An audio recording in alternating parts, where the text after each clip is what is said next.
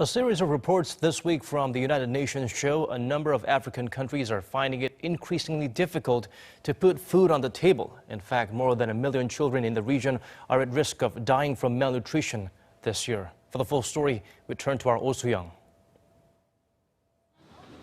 Nearly 1.4 million children are at imminent risk of death this year from severe malnutrition resulting from famines in South Sudan, Nigeria, Yemen and Somalia. The United Nations Children's Fund released the shocking figures this week, shortly after a famine was declared in parts of South Sudan. The country has been reeling from 3 years of civil war and a flailing economy which has left some 100,000 people facing starvation and 270,000 children severely malnourished. The UN calls it the worst hunger catastrophe since fighting broke out in the country and warns the number of those food insecure could rise to 5.5 million by July.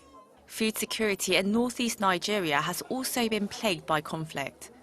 The number of children with severe malnutrition is projected to reach 450,000 this year, with some areas beyond the reach of aid due to civil unrest. In Yemen, the number recorded 462,000, an increase of almost 200% since 2014.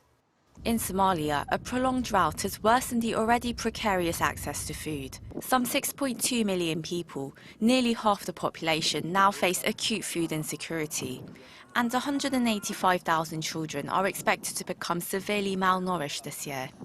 The fact is that these conflicts are largely man-made.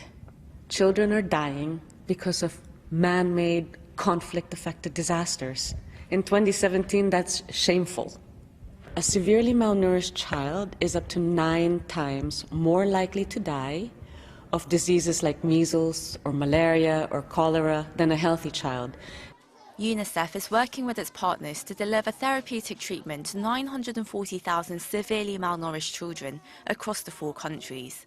But experts say that won't be enough. The organisation is calling for joint global action.